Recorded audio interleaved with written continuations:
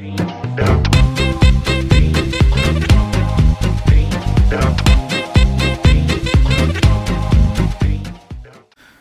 안녕하세요. 열매국어학원입니다. 네, 이번 저희 열매국어학원에서 예비 고1반을 개강하여서 그에 대한 개강 안내에 대한 설명을 온라인으로 간략하게 진행하도록 하겠습니다. 일단 제일 첫 번째 예비 고1, 그러니까 이제 고등학교에 들어가게 되면 어떤 국어를 배우는지에 대해서 먼저 말씀드릴 텐데, 제일 먼저 말씀드릴 점은 바로 수능 국어입니다.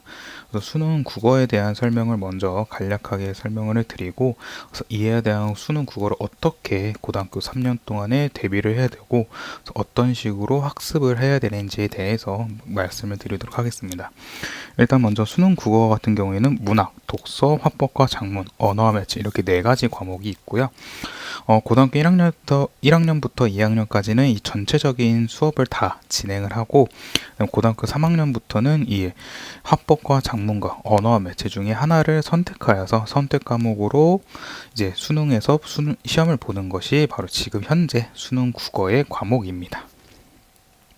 먼저 간단하게 수능 문학에 대해서 말씀드리자면 현대시, 현대소설, 고전시가, 고전문학 이렇게 네 가지 파트로 나눌 수 있는데, 고전문학이라는 점은 좀 고전소설이라고 생각하시면 좋을 것 같은데, 현대시 같은 경우에는 제일 첫 번째 표현상의 특징과 화자와 대상의 정서와 상황에 대해서 문제가 좀 출제되기 때문에 이 점을 중점으로 공부를 하시고, 그 다음에 무엇보다 시험 문제를 푸실 때 이 점을 중점으로 찾으셔야 된다, 이런 걸 말씀드리고 싶고요. 두 번째 현대소설 같은 경우에는 그 인물의 상황과 갈등을 통해서 과연 어떤 주제를 말하고 있는지에 대해서 파악하는 것이 중요하고, 세 번째 고전시가 같은 경우에는 내용은 되게 좀 정형화가 되어 있지만 언제나 학생들이 많이 고전시가에서 어려워하는 부분이 바로 어휘입니다. 그러니까 지금 현재 쓰이지 않는 어휘와 한자어가 많기 때문에 그래서 학생들이 이 점에 대해서 어려워하고, 이렇게 어휘와 한자를 모르기 때문에 학생들이 이제 해석에 대해서 어려움을 갖기 때문에, 그래서 이 수능 문학에서 고전시가에서도 고전시가 해석 능력을 당연히 기본으로 학습을 하셔야 되고, 그 다음에 두 번째로는 시이기 때문에 당연히 표현 특징과 정서와 사항에 대해서 파악을 하셔야 되고요. 네 번째 고전 소설 같은 경우에는 이야기의 전반적인 흐름을 파악하는 것이 중요한데, 고전 소설에서 조금 더 중점적으로 보셔야 될 부분은 고전 소설에서 나오는 인물의 특징에 대해서 파악하는 게 제일 좋습니다. 왜냐하면 고전 소설 같은 경우는 인물이 많이 등장하고 무엇보다 한 인물을 부르는 여러 가지 호칭이 많기 때문에 그 호칭에 따라서 학생들이 좀 많이 헷갈려하는 경우가 있기 때문에, 그래서 고전 소설에서는 인물에 대해서 좀 더 집중적으로 보고 문제를 풀어야 된다라고 말씀드리고 싶고요. 수능 문학의 현대시 같은 경우에는 앞서 말씀드렸던 것처럼 표현상의 특징과 정서, 상황에 대해서 파악하는 게 좋은데, 현대시의 경우에는 고전시가에 비해서 읽기는 쉽지만 좀 이해가 어려운 경우가 많습니다. 왜냐하면 그 시를 쓴 작가와 주제 이런 게 너무 다양하기 때문에 그에 대한 또 주제와 정서가 다양하다 보니 표현 방법도 너무 다양해서 그게 조금 학생들한테 어려운 게 있는데, 이렇게 좀 주제와 정서 이렇게 좀 다양하기 때문에 해석이 다양하게 가능한데, 그 점에 대해서는 평가원이 문제에 보기를 줌으로써 좀 해석에 대한 방향을 제공하고 있기 때문에 그래서 보기를 참고하시는 게 좋겠습니다. 그래서 이게 지금 현재 2023학년도 6월과 9월 평가원 모의고사인데, 현대시 문제에서 역시나 표현상 특징에 대해서 문제가 출제되었고요. 그다음에 이 23번 같은 경우에는 9월 평가원 모의고사 문제였는데, 보기를 참고하여서 문제를 푸는 방법인데, 이 보기는 앞서 말씀드렸던 것처럼 현대시 해석에 대한 방향을 제공하고 있다라고 생각해 주시면 좋을 것 같습니다. 그 다음으로는 현대소설입니다. 현대소설은 인물의 상황과 태도, 갈등에 대해서 파악하는 것이 제일 중요하고요.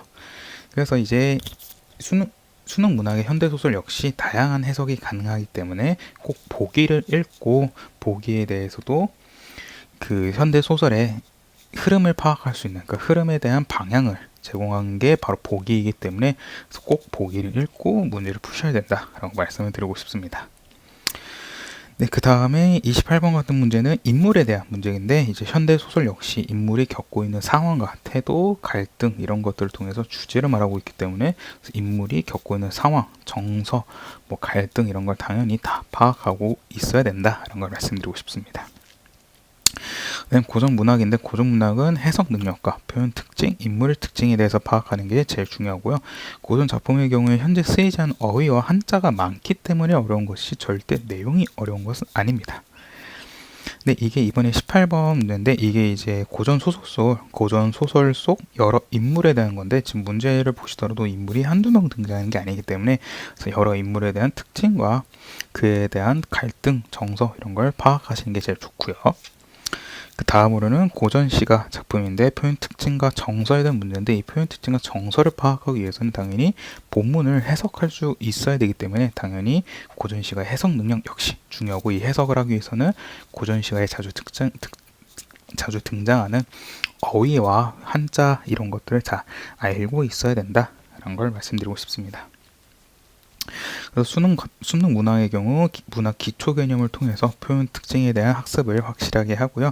그래서 표현 특징에 대한 문제가 나올 경우에는 이 문학 기초 개념을 활용해서 충분히 문제를 풀어야 되고 소설에서는 흐름을 파악해 두고 고전 문학 필수어의 학습을 통해서 고전 문학에서 해석 연습을 해야 된다 이런 걸 말씀드리고 싶습니다.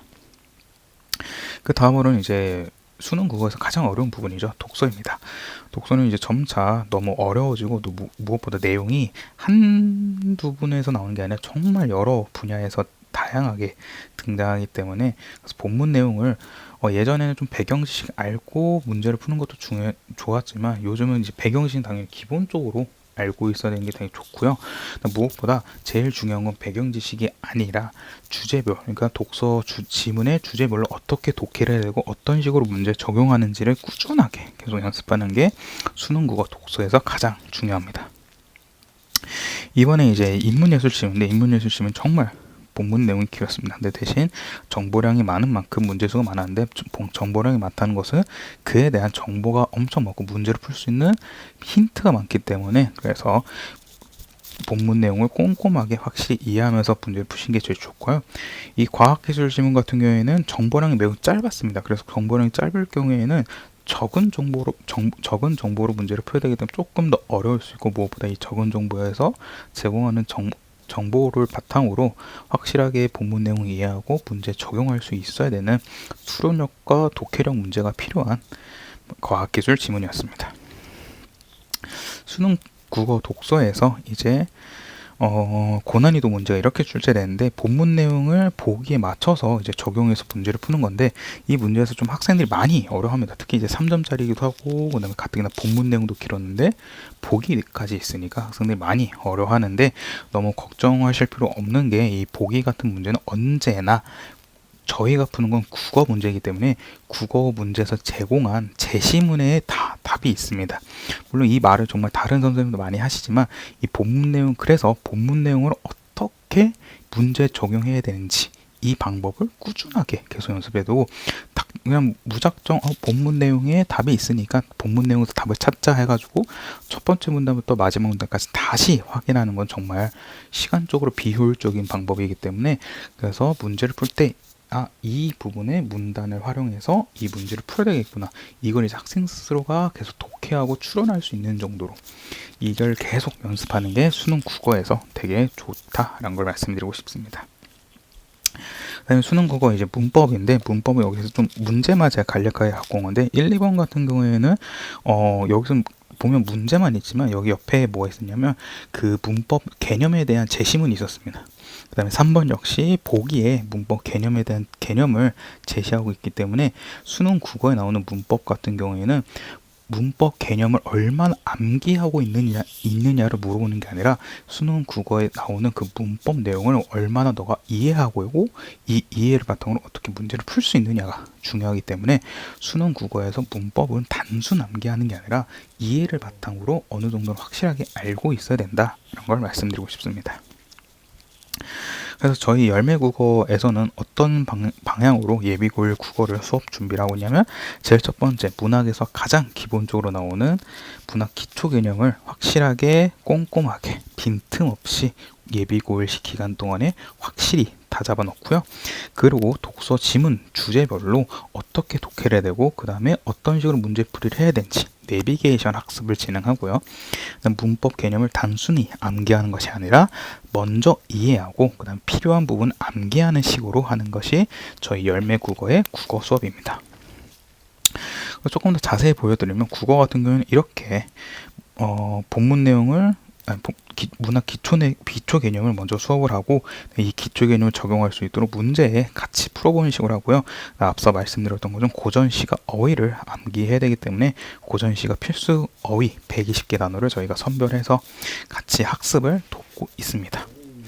그 다음에 이제 독서 수업입니다. 독서 수업은 만약에 독서 본문 내에 좀 필요한 배경식이 있다 하면 배경식 먼저 간략하게 설명을 하고 그다음 본문을 문제 풀기 전에 먼저 문제에 어떤 식으로 접근해야 되는지, 그래서 좀 잘 안 보일 수 있는데 2번 같은 문제는 6번째 문단 읽고 풀기, 3번은 5번째 문단 풀고 읽기, 이런 식으로 먼저 내비게이션을 잡아주고 학생들이 본문을 어떻게 문제 적용해야 되는지 좀 효율적으로 하는 독서 방법을 진행하고 있습니다.